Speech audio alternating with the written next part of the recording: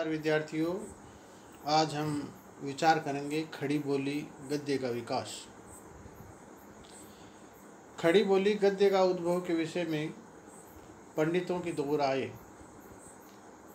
George Grierson, R.W. Fraser, Nalini Mohan Sanyal जैसे विद्वान आधुनिक साहित्य खड़ी बोली का आविष्कार सर्वप्रथम गिलक्राइस्ट की अध्यक्षता में लल्लूलाल और सदर मिश्र द्वारा बताते हैं। आचार्य शुक्ल और डॉक्टर व्यास ने इस मत को भ्रामक सिद्ध करते हैं। शुक्ल जी ने खड़ी बोली गद्य का आरंभ अकबर के समय में गंग कवि द्वारा चंद छंद वर्णन की महिमा से माना है। ये छोटी सी रचना सन 1570 ईस्वी के आसपास लिखी गई थी। इस पुस्तक में प्रयुक्त खड़ी बोली का स्वरूप उनकी नज़र में प्रामाणिक है। निश्चय ही ये गद्य रचना 1570 को देखते हुए बहुत ही व्यवस्थित और आधुनिक है, किंतु अब इसकी प्रामाणिकता संदिग्ध हो गई है। डॉक्टर कवड़े के मतानुसार इसकी रचयिता, रचनाकाल और प्रामाणिकता सब कुछ संदिग्ध है।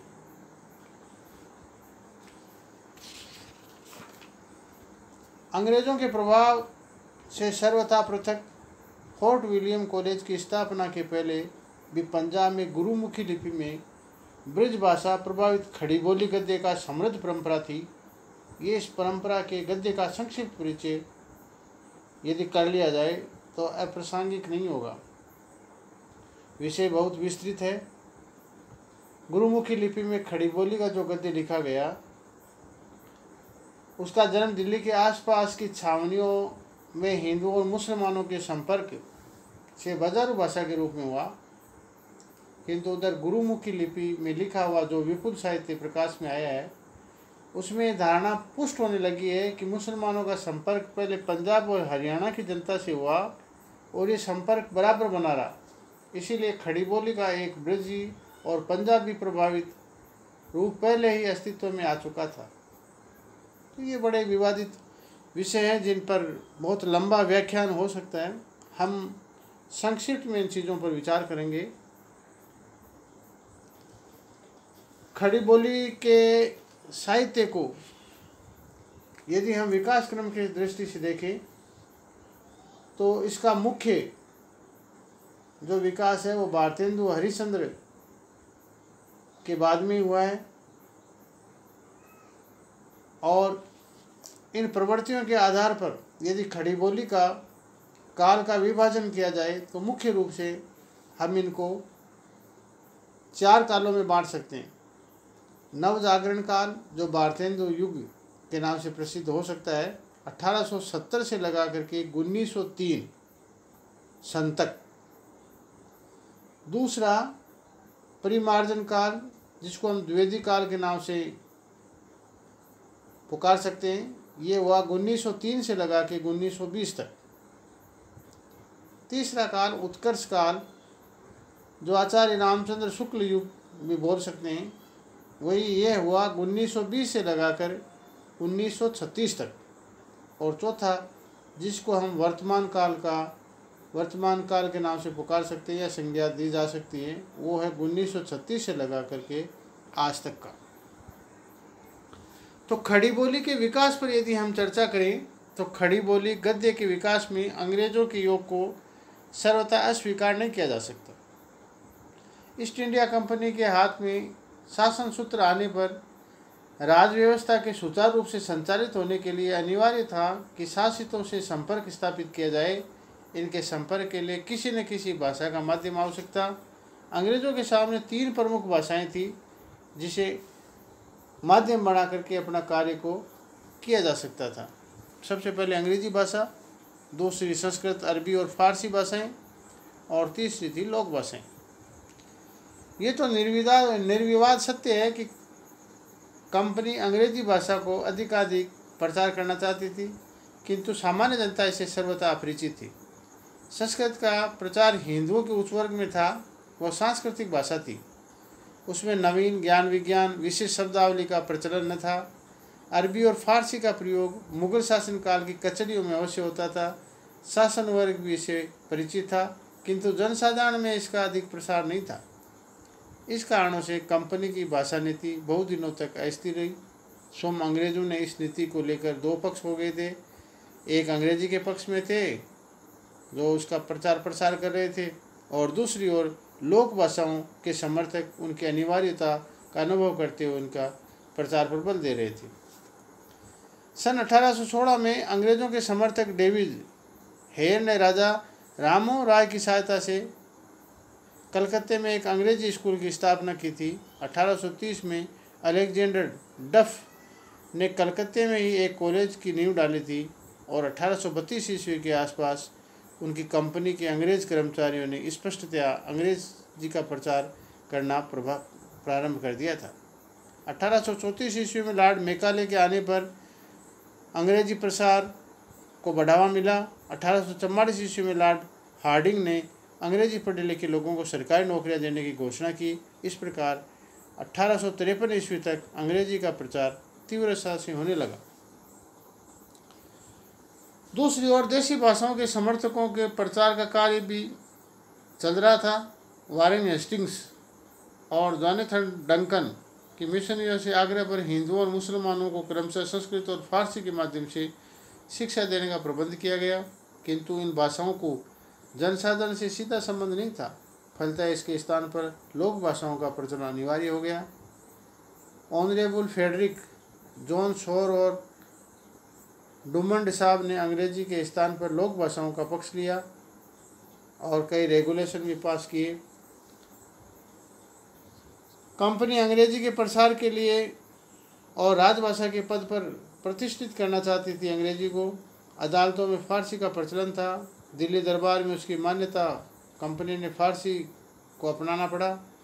अंततः फारसी के अव्यवहारिकता के कारण से 1837 ईस्वी में उसके स्थान पर लोक भाषाओं की प्रतिष्ठा करनी पड़ी। खड़ी बोली हिंदी के खड़ी बोली के में फोर्ट विलियम कॉलेज का बड़ा स्थान है।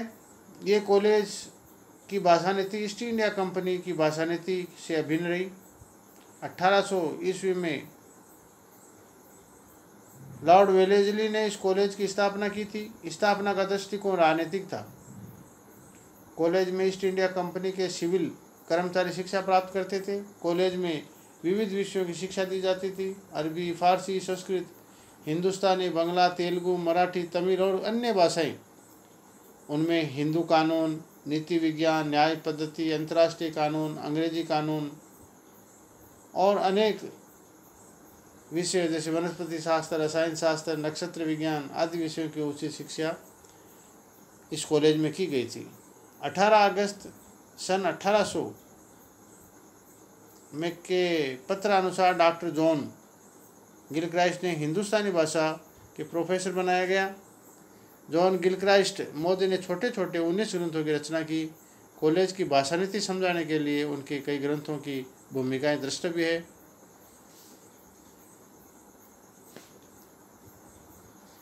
उस समय खड़ी बोली और हिंदुस्तानी में भेद था। हिंदुस्तानी उर्दू से अभिन्न थी। दूसरे यह कि अरबी फारसी शब्दों से रहित खड़ी बोली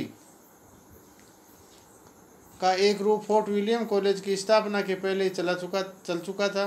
गिलक्राइस्ट महोदय ने अपनी प्रथम कृति the Dictionary of English and Hindustani में विस्तृत भूमिका में अपनी भाषा नीति स्पष्ट की थी। इस वृत्तकोश में हिंदुस्तानी कहे जाने वाले शब्द अधिकांशतः अरबी और फारसी भाषा के थे। कोश में लिपि फारसी में लिखी गई।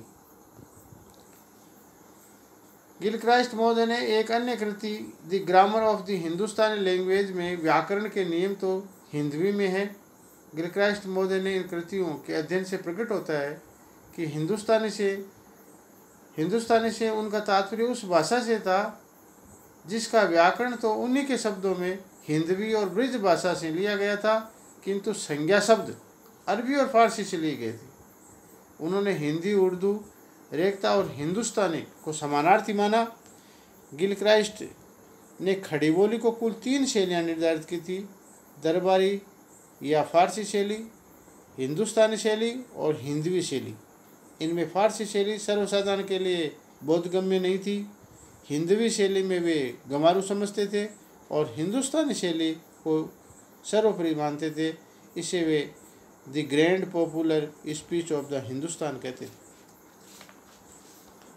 गिलक्राइस्ट महोदय हिंदुस्तानी, अरबी, फारसी मिश्रित के समर्थक होने पर भी हिंदी को पूर्ण अवहेलना न कर सके, इसलिए उन्होंने 1802 ईस्वी में लल्लू लाल जी को स्थायी नियुक्ति करनी पड़ी थी। जॉन गिलक्राइस्ट साहब द्वारा पोषित हिंदुस्तानी न तो सिपाहियों की समझ में आती थी और न जनसाधारण के समझ की बात थी। फलतः कॉलेज की भाषा नीति में परिवर्तन अनिवार्य हो गया और 1815 ईस्वी में वार्षिकोत्सव के समय इस आवश्यकता पर अध्यापकों और अन्य उपस्थित व्यक्तियों का स्थान ध्यान आकर्षित हुआ। 1823 में विलियम प्राइस महोदय ने हिंदुस्तानी विभाग का अध्यक्ष नियुक्त किया गया। उनके समय में कॉलेज की भाषा नीति का महान अंतर लक्षित होता है। उन्होंने हिंदुस्तानी के स्थान पर हिंद खड़ी बोली की मान्यता दी। उस समय ये कॉलेज कौंसिल के मंत्री रडेद साहब के सरकारी मंत्री को एक पत्र लिखा था और इस पत्र में कॉलेज की परिवर्तित भाषा नीति का ज्ञान भली भांति उन्होंने इसमें लिखा है। कॉलेज के पंडितों और खड़ी बोली के विकास में उन्होंने भी काफ़ी योगदान दिया। और उस समय हम जिन लोगों की बात करेंगे लल्लू लाल जी की, तो लल्लू लाल जी ने कम से कम 11 कृतियाँ लिखी। उसमें सिंहासन 32, बेताल 25, शकुंतला नाटक, माधवनल, राजनीति, प्रेम सागर, लताइफ हिंदी, ब्रिजभाषा व्याकरण, सभा विलास, माधव विलास, लाल चंद्रिका, और इनमें ब्रिजभाषा के व्याकरण को छोड़कर सभी कृतियाँ किसी न किसी अन्य लेखक की रचना का आधार लेकर के लिखी गई थी। ये सब होते हुए भी ब्रिज गद्य और खड़ी बोली गद्य दोनों के विकास में लल्लू लाल जी का बड़ा योगदान है। इनके अलावा आगे यदि हम देखें सदल मिश्र जी को, सदल मिश्र जी कॉलेज से संबंधित हिंदी पंडितों में उनका नाम सर्व अग्रणी है। कॉलेज के विवरणों को सूक्ष्म अवलोकन से ये निर्विवाद है कि 1803 ईस्वी में सदल मिश्र ने कॉलेज के हिंदुस्तानी विभाग से संबंधित थे। 1804 ईस्वी में लल्लू लाल जी के साथ उन्हें कॉलेज में एक अलग कर दिया गया, किंतु उन्हें 17 अक्टूबर को कॉलेज कौंसिल से एक प्रस्ताव के अनुसार उन्हें पुनः नियुक्त कर दिया गया। इस प्रकार सदल मिश्र जी ने चंद्रावती, रामचरित आदि ग्रंथ लिख करके खड़ी बोली के विकास में अपना योगदान दिया। दूसरे व्यक्ति गंगा प्रसाद जी शुक्ल थे, जिन्होंने भी खड़ी बोली के विकास में अपनी प्रतिभा का पूर्ण योगदान देने का प्रयास किया। 1826 में उन्होंने हिंदी इंग्लिश डिक्शनरी बनाना प्रारंभ किया था, लेकिन अभाग्यवश बीमार हो जाने के कारण से वे इसे पूर्ण न कर सके और उनका अन्य साहित्यिक रचना में कोई विशेष उल्लेख नहीं रह सका। ईसाई धर्म के प्रचारक जो ईसाई धर्म का प्रचार करते थे, उन्होंने हिंदी के विकास में काफ़ी महत्वपूर्ण योगदान दिया।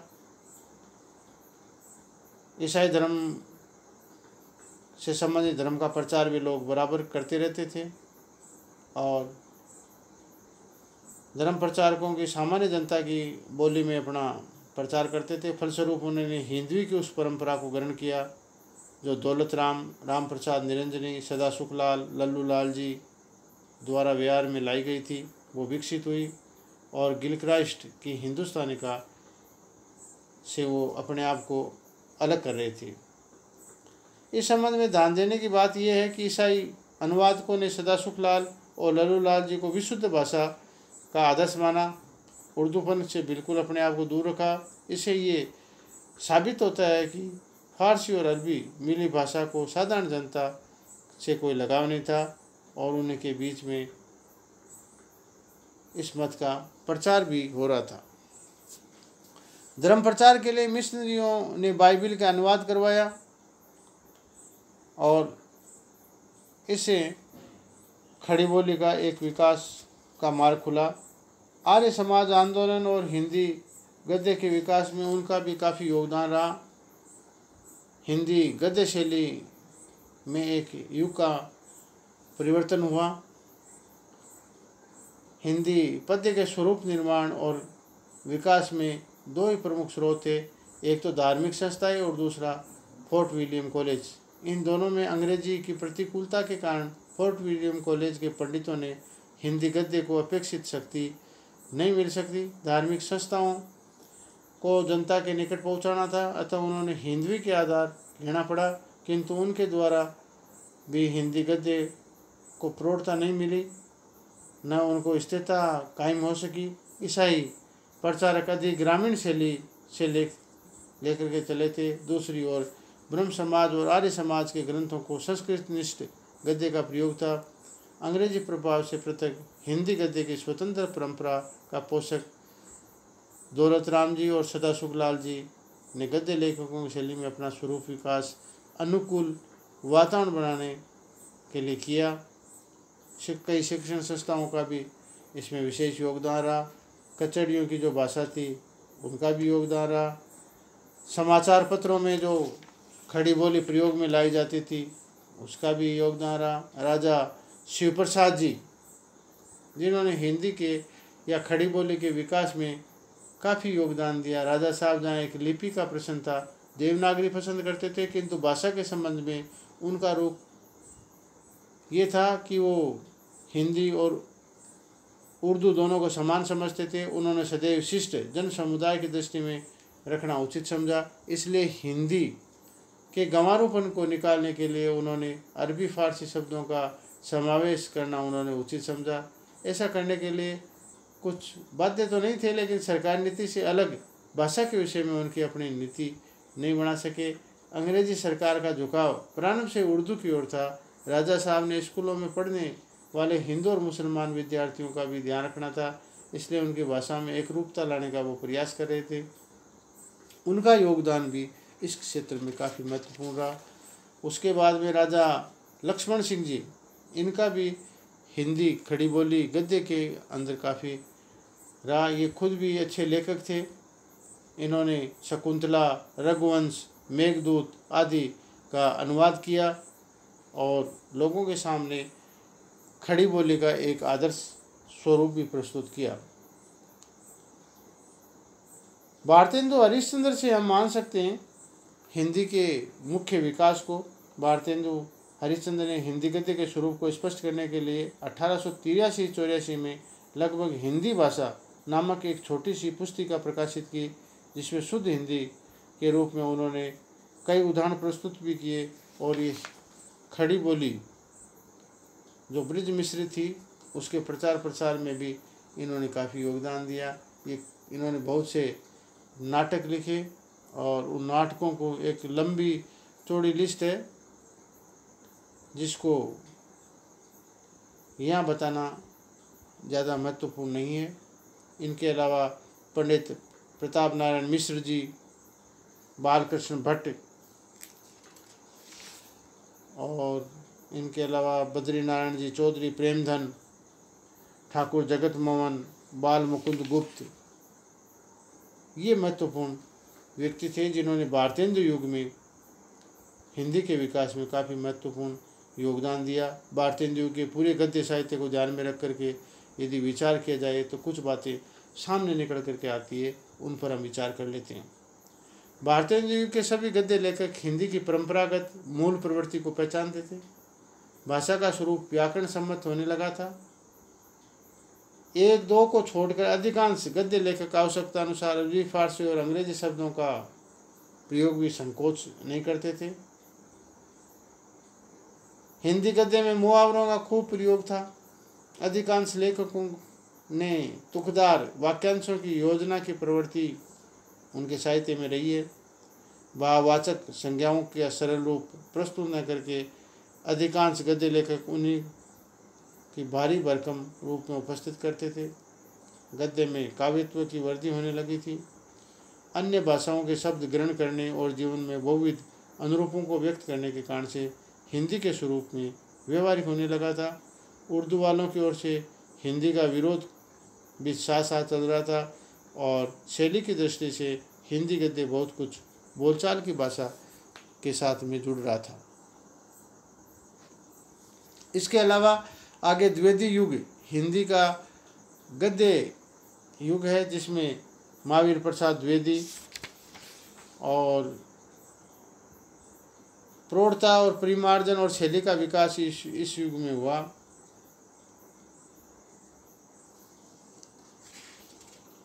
चंडी प्रसाद हरदेश ने भी हिंदी गद्य को अधिक अलंकृत करने का प्रयास किया।